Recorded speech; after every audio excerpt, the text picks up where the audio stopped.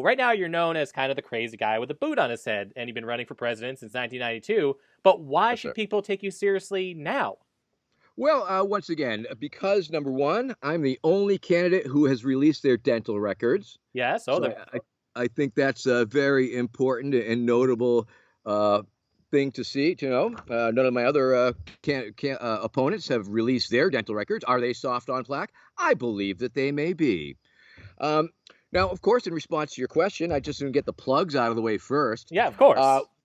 Once again, of course, this is it. All of the answers to all of your questions are right here in this very book, I Pony Blueprint for a New America. Because you can't run for office if you don't have a blueprint for New America. And this is my blueprint for a New America. It is a story about the future long after a Vermin Supreme presidency, after everybody has their pony, after zombie power fuels the nation, and after the secret dental police have set up checkpoints every couple hundred yards. It is a warning from the people of the future to you, the people of their past, your present, that Vermin Supreme is a madman and must be stopped. So, okay, we got that plug out of the way. All right, that's good. Um, We got to get that out of the way. Gotta oh, plug the yeah, books. had to get that out of the way. Plug the book. Want to plug the Vermin Supreme Institute, of course, Yes. because that is an exciting new endeavor. What is the Vermin Supreme Institute? You may ask yourself. And Uh, I'm asking right now, what is the Vermin Supreme Institute? Because I well, saw it seems to be kind of taking on the issues a little more and kind of making more for some more direct change, taking more action. Well, that's very true, and Yeah, that's very factual. Essentially, what we did was we took the word institute and put it at the end of my name. genius. And what that did was make it sound super legitimate, like a real thing. And essentially, what the Vermin Supreme Institute is a spin-off of Team Supreme, which was my campaign team that we developed over the last year as I was seeking the Libertarian Party nomination. Right. And as part of that campaign, I had probably 100 different volunteers at various points, a core of a couple dozen, and they all felt very strongly that these nonlinear messaging and absurdity and satirical takes on things was indeed a legitimate and desirable way to promote the Libertarian Party and move it forward and introduce it to the younger audience that would dig such things.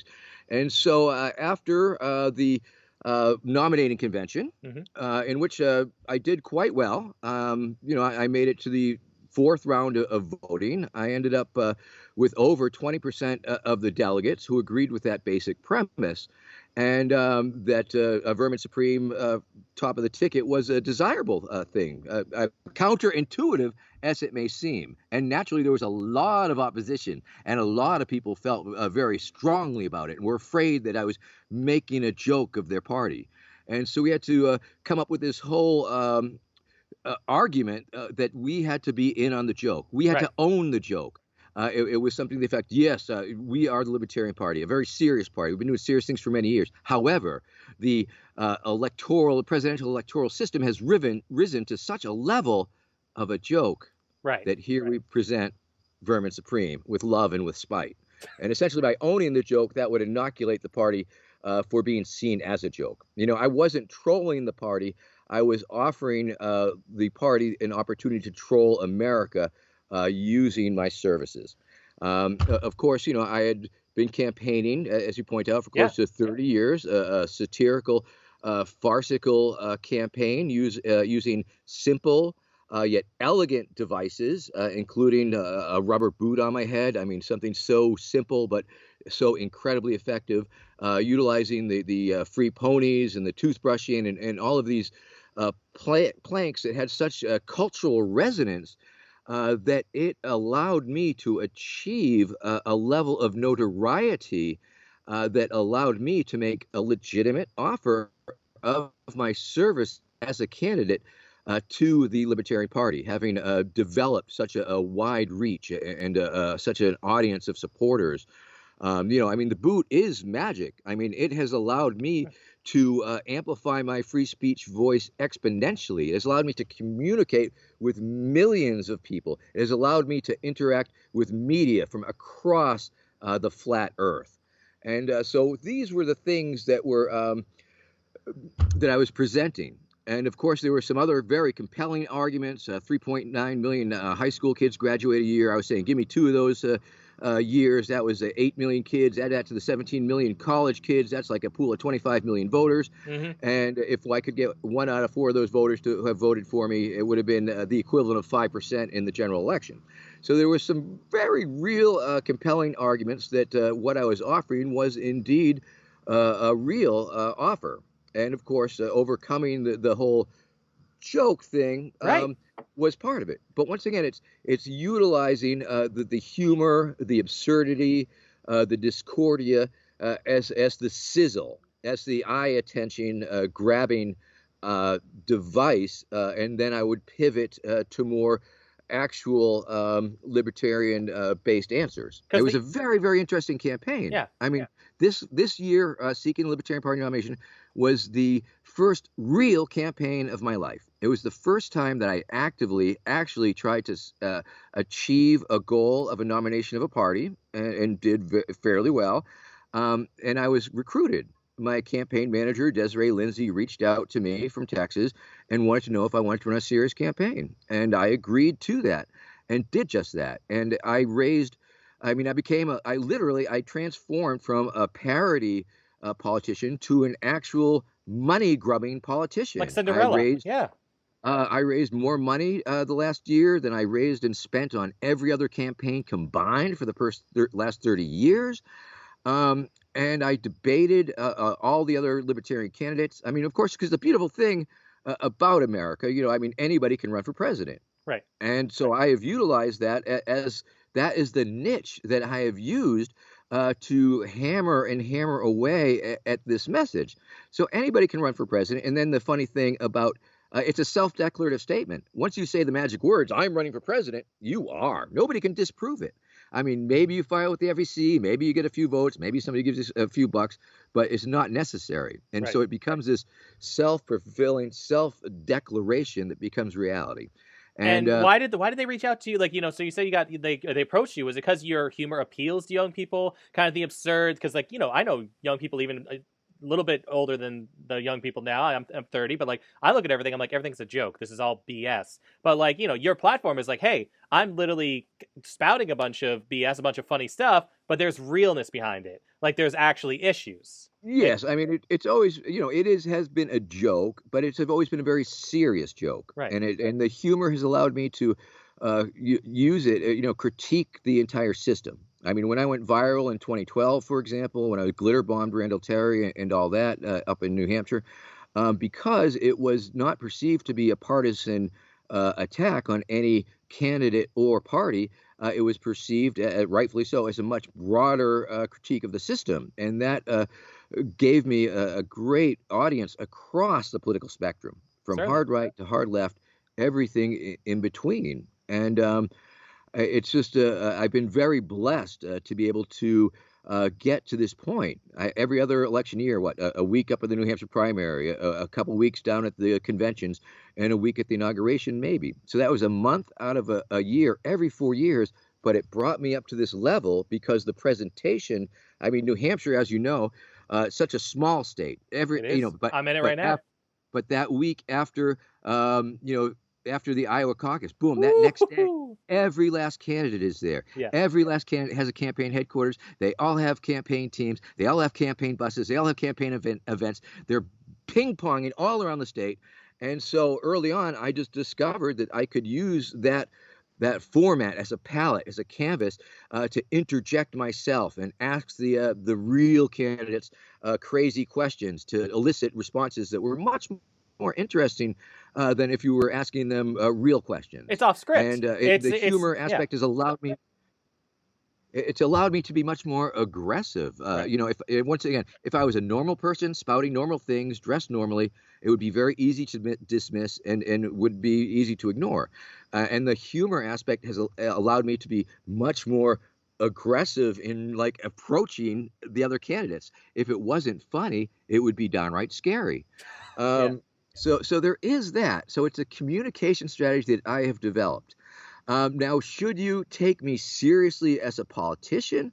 I sincerely doubt that because, that is ultimately not what I am. I'm a highly respected political satirist beloved by millions.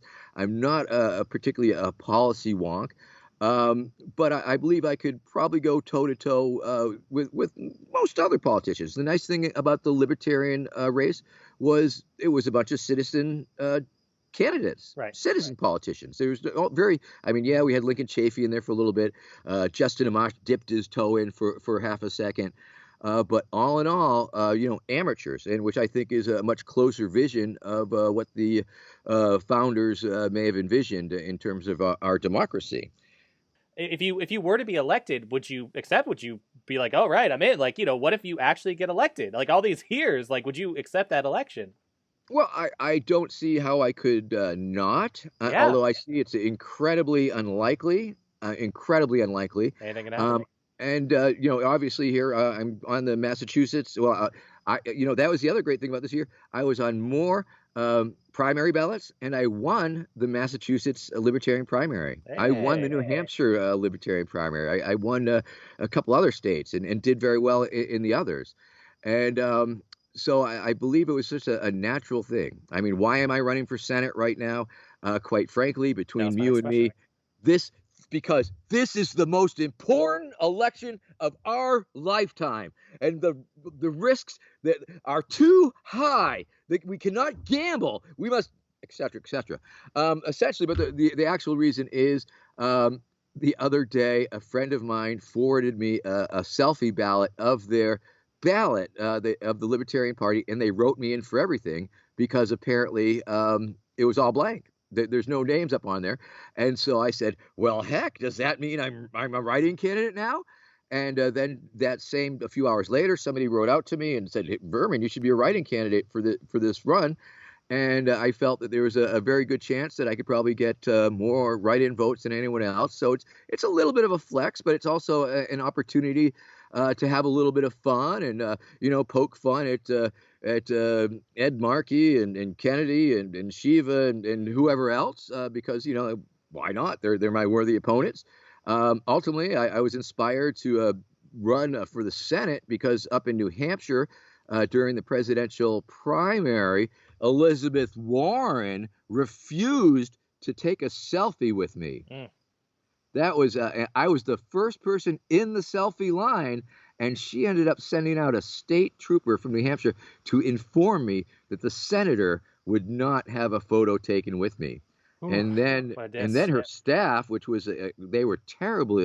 Her staff was terrible in that they were terribly untrained and were not equipped to deal with someone like me, who knows their rights, who knows who's not going to back down under false authority, and it was just a mess because they were so undertrained. It was like they almost got hurt messing with me.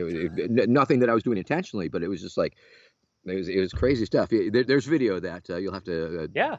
check that out. And so you hold some sort of grudge a little bit against Warren, Yeah, but I mean, yeah, oh, for like sure. So I like want to take over all the Senate. I want to take over the Senate. I want to take over the House. oof. I want to take it all over. Yes, absolutely. And I want to audit the pony fed. audit the All. pony fed, just audited it all. And but when you're running, I mean, obviously, with the Libertarian Party, like, but you're not a team player. You're not like, I'm a Republican, I'm a Democrat, I'm this guy.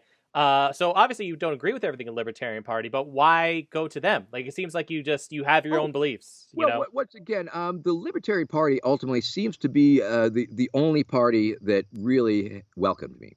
Right. In 2016, several heavy hitters in the party they reached out to me, and they sort of brought me in a little bit at a time. I come from a left anarchist tradition. Cut my teeth on Kropotkin, big proponent of mutual aid. And so I was always a little leery of the libertarians because there was a lot of misconceptions and stereotypes about the libertarians. that I had to discover that they were not true. And once again, that was after a number of years working with the Free Staters up in New Hampshire. Hmm. And I mean, you say, oh, they're libertarians, they're greedy, they're selfish. And then in 2012, my campaign was based out of this woman Chris's house, and she had been paralyzed in an accident and lost use of her legs, and her community came together. She was a libertarian, and the libertarian community came together and totally helped her put her life together again. Sure. And so I started seeing things that were disproving these negative stereotypes. Um, so there was these type of things that started becoming apparent to me. In fact, the Libertarian Party, it is not a right-leaning monolith, which of course was always a misconception of mine. It Hmm. actually has an internal left and right dynamic. There is even so far as a Libertarian Socialist Caucus within the Libertarian Party. So there's a number of different strands of libertarianism presented in the party itself. And the platform itself, ultimately, as a from a left anarchist perspective, I was able to dovetail with it. I was able to work with it. I mean, I think for a lot of us, it's priorities. It's what's the most important during the number of debates that I attended, and of course, it was such a weird thing debating in the Libertarian convention circuit because I had to become serious. It was a new character, Serious Vermin. Serious Uh, vermin.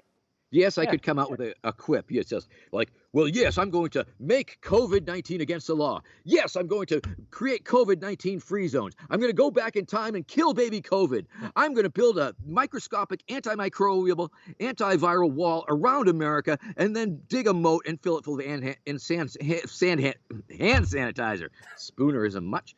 And then pivot to a more reality-based situation. But also, it seems like you have a lot of heart behind the humor, because it's like, hey, this is ridiculous, but also let's just help each other and let's figure Absolutely. things out. And that seems to be your style. It's like, Serious Vermin is Yeah. following up with more of the heart that, Yeah. I mean, yeah. as an anarchist, I believe that we must help one another. That mutual aid is the only thing that's been getting us through the crisis. Right. It hasn't been really the government knocking on your grandmother's door to see if she's okay. No, it's neighbors, it's friends, it's families, and it's very consistent with my belief that we need to strengthen our families, build up our communities, and build up the infrastructure that provides the services that the government claims to now, but ultimately does so in an incredibly inefficient and uneconomical fashion.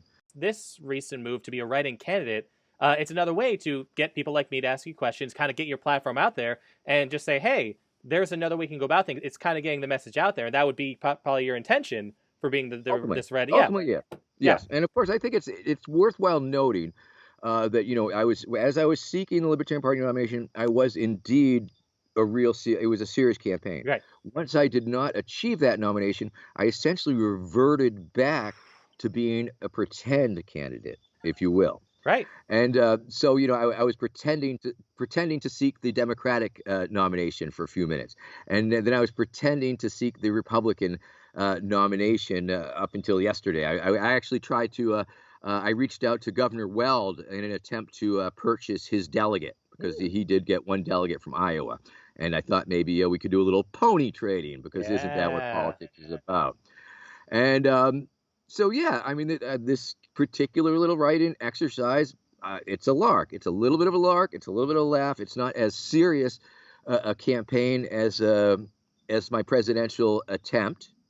But nonetheless, I think it's important because I do believe that I have ended up inadvertently representing a certain something to a number of certain people. I am regarded with different level because what I do operates on so many different levels. Different people ascribe different levels of import to it. Right. And some people think it's Vermin, what you do is so incredibly important for democracy. And other people are like, that is the stupidest thing I've ever seen. The guy has a boot on his head. Right. And everybody's right. They're totally correct.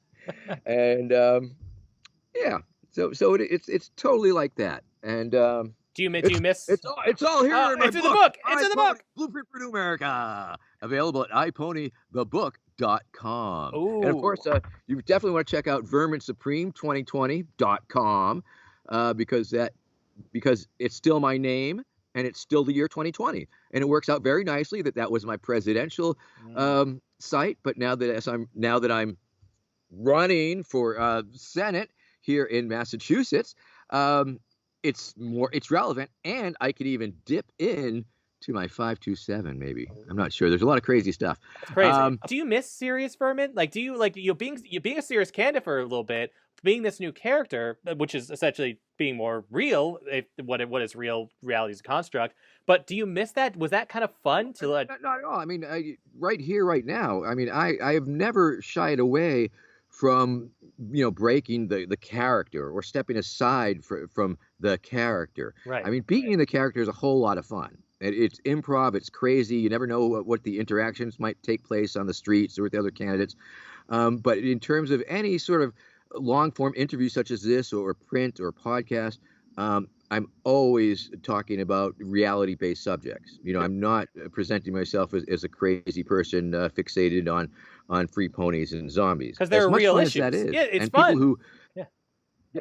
yeah, and it gives people, and I think one of the reasons that's such a fun and beautiful part is because it does give people the opportunity to pretend. Right. Adults very seldom are given the opportunity to really just exercise their pretend funny bone. And Right. so And yeah, it's just and providing a very yes, no, go ahead. Oh no. So obviously, the character Vermin is all about ponies and zombies and dental work, etc. But in reality, if you could make a big change in America, like really, like to help people, like you said, mutual aid's important. But if you could change one policy or one big thing, what would you like to be doing? What would maybe like the goal of all this, a life of just being the satirist, that one thing can just change for the better? I refuse to speculate. Yeah. So, I mean, naturally, it would be a pony, because a pony for every American would indeed solve a whole lot of trouble. We're talking post-fossil fuel. I mean, right. the government's choice of subsidizing the fossil fuel industry has really gotten into quite a pickle. Whereas if we were in a pony-based economy, things would be much better off. Now, the thing to understand about pony-based economics, or Ponynomics, as I like to refer to it as, is that once we have universal pony ownership, once you own your pony, you have equity in your pony. Because if you own something, you have equity in it. And so you will be able to borrow against the equity in your pony. So essentially, we're starting with creating a class of pony-based debt. And once we have done that, we will be able to bring in the bestest and the brightest from all of the institutions to help create some of the most amazing, hard to understand, opaque financial instruments that we possibly can. And once we're able to do that, we will be able to build a bubble in the economy. Now, the other thing, of course, debt is a very important part of the economy. I mean, people buy debt, they sell debt. Banks make billions of dollars off of people owing them money. Countries owe each other all this debt. So it's it's a critical part of the economic infrastructure, debt is. And so once we create this bubble in the economy, this debt bubble, if you will, and it's going to be a really big bubble. And of course, bubbles are awesome in your economy. I mean, it means like everything's firing on all cylinders. Everybody's making tons of money. Wall Street's going through the roof. Everybody is super, super happy, buying their second homes, buying their cars, taking out cheap loans. I mean, yeah, bubbles are awesome. But the problem is, of course, that bubbles sometimes burst.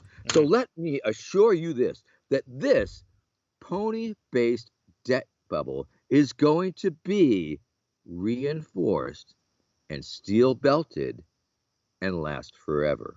Thank you. That is my assurance to you. I'm Vermin Supreme. Kanye West. He's obviously seems to have some mental health issues. Now, you're a character, you're a satirist, but then he's entering the race. What are your thoughts on Kanye West being in this presidential race? Once again, it's one of the beautiful things about this great land of ours, that anybody can run for president, and most people get nowhere with it because they don't have the resources. I mean, let me tell you, if I had Kanye's resources, if I had Trump's resources, I would have been the president long ago. Mhm. Okay, if we lower the voting age to 16, boom, I'm president. And there has been bills put in the House and Senate before to push it towards that. So I think it's a good thing that it can happen. I question his motives. I fear for it being part of his mania, and I'm not sure Right. if that's a naturally good thing to help feed into.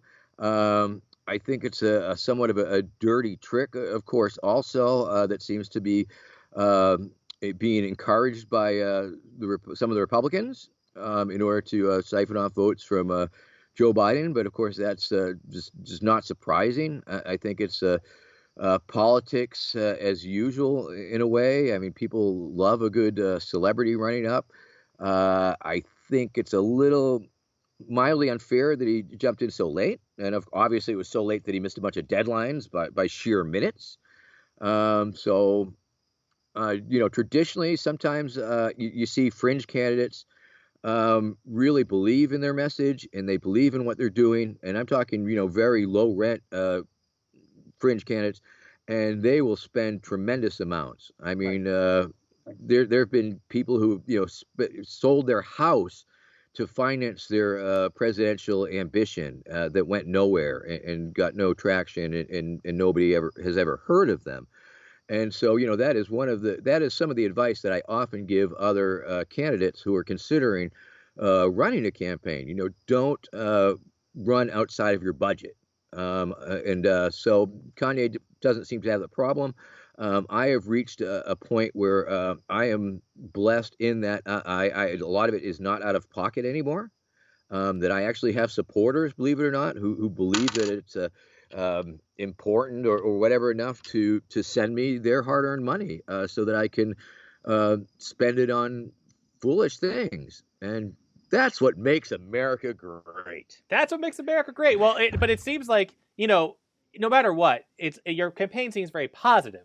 It's very positive. Either you're kind of fighting against negativity. You're fighting against what you think is wrong through satire. But it seems like there's a lot of positivity. And in the case of Kanye West, it kind of seems like that's kind of a negative thing. It's just I don't know. It's just I just see such a big difference there. There's a little bit. I Yeah. mean, yeah, I do believe that I was sort of the Marianne Williamson of the Libertarian Party there, in terms of really putting love and compassion to the forefront of the race, Right. and I really felt that it was very important. I mean, because there are a number of stereotypes of libertarians, and a few of them are true, and of course, I mean there are a lot of people who don't subscribe to the belief of mutual aid, compassion, and love as being the best and most reasonable path for humanity to continue.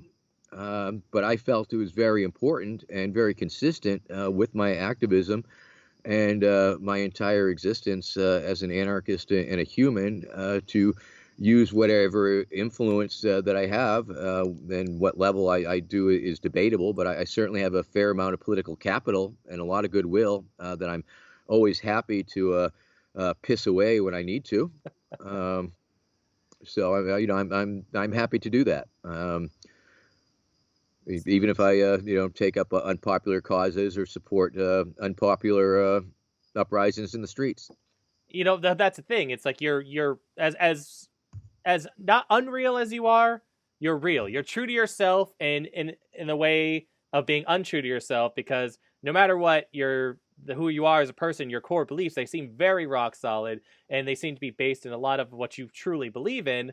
But which is then countered by the character who could change his belief every second, and it's Indeed. just and it's interesting because that's almost like politicians will believe they change their minds all the time, say they believe in things, and then it changes every second. It's just, Absolutely. I mean, when I'm I mean, that's the beautiful thing about my character is, I can come out on all sides of any issue and come up with just the most absurd non sequiturs and non-linear answers. And yet somehow in the context of me presenting it as a Vermin Supreme lunatic with boot on head, it all hangs together and makes sense. and it's And almost like people are laughing with you. And then in the case of like some kids like Kanye West, people are almost laughing at him in a way that's like sad because of mental health issues, but people are laughing with you. It's and as far as I could tell. I think so. I Yeah, agree. I mean, it was very odd that I think the Libertarian Party had a lot of literalists in it. I don't know, but I believe that literalists are perhaps attracted to that party, and literalists seem to be the people who have the most trouble getting past the boot on the head and the silly talk, because they just can't understand that it's not literal. And so yeah, I think that's but I believe that most people get it. I believe that most people understand it. Most people enjoy it and think it's pretty funny. Now, and even my detractors, even people who hate my personal politics, oftentimes very much enjoy me and what I do, screwing with the system and screwing with other politicians. My fan base, sort of crawls over into some terrible places where I'd rather not. And I think that's probably true of any celebrity, any a musical celebrity, for instance. They have fans that cross the spectrum, but you just don't think about it much right. because it doesn't occur to you. But because I'm nominally perceived as a political being, it's much the contrast is much more stark and it's much more apparent, especially when you get a lot of terrible people from the far right coming just to harass people on my page or like that. Obviously, you're probably not a fan of Donald Trump. Was that a big motivation? Be like, hey, maybe I'll try to take this seriously and do something a little different, because you probably very much disagree with what's going on right now. Well, I think that's always been true. I think I've been in disagreement or in opposition to any given president or any given administration or any given government. But obviously, the current one is way out of control. But I don't think that really affected my decision. Right. Although I did reach out to Stormy Daniels, and I did offer her to my vice presidency early on. She turned me down, and I was trying to recruit her because I think she would have been an amazing candidate to go against Trump. She could have been Hurricane Daniels. Yeah, for sure. Um, but it was just this, because obviously, the Libertarian Party has, embraced me to a certain level. I attended the convention in 2016 in Orlando, and there was a very interesting dynamic. It was half the people there were very excited and very happy that I was there. The other half did not like it very much.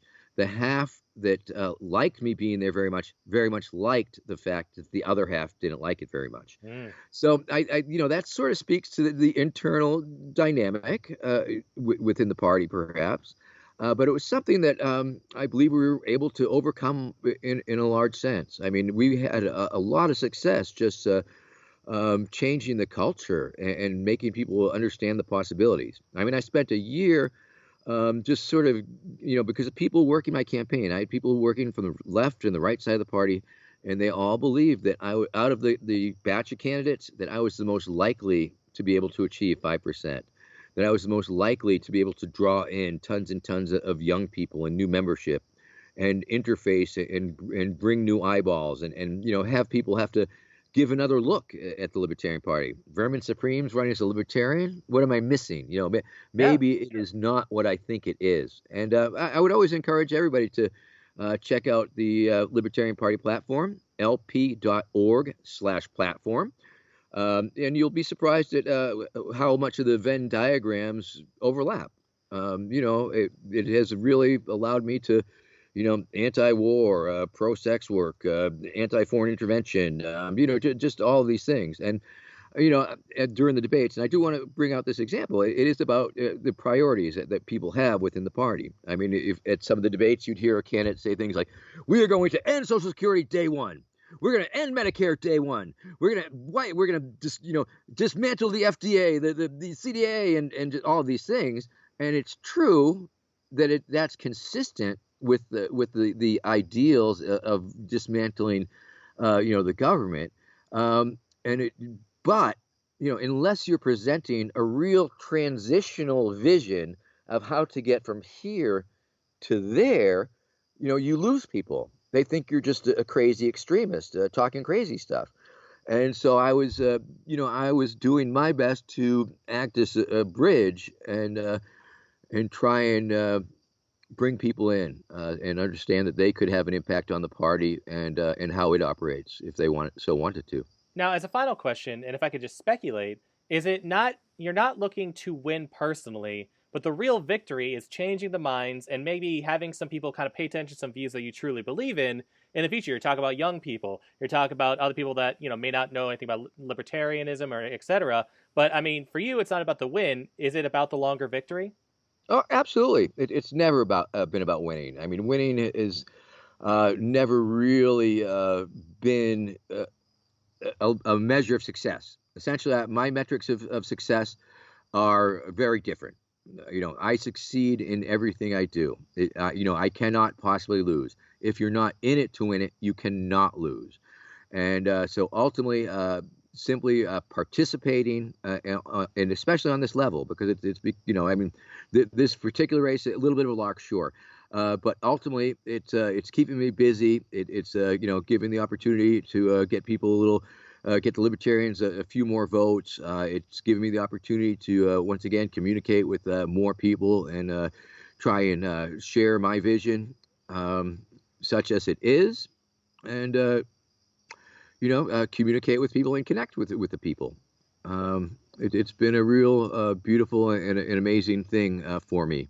And I think once again, a reason for my success is I just never stopped doing it. It's a story of perseverance. I was not, oh, that guy who did that way back then, that was really cool. No, I'm that guy who continues to do it and do this thing. And every 4 years, the audience replenishes. Every 4 years, new kids are exposed to it. I've been hearing from grown-ups, parents with children, and their children are discovering me independently on their own. So I've become this multi-generational figure. I'm super crazy famous on TikTok. There's like probably 20 million hits on the Vermin Supreme tags. I'm like the voice of a new generation. Not my generation, no, but I am the voice of a new generation. Kids are anti-authoritarian. Kids are naturally nonconformists. Right. Kids love humor, and so for I'm just all of these things, and it's just been crazy that a lot of this is all clicked into place, and I'm just an overnight sensation. Hey, Friends, the road to Ponotopia will not be easy. that's right. We got to pony up. Not all of us will make it. There will be sacrifices, human sacrifices. But let me assure you this, that the road to Ponotopia will be paved with the glitter-encrusted skulls of our vanquished foes. Together, we will ride our ponies into a zombie-powered future. Well, yeehaw, Vermin.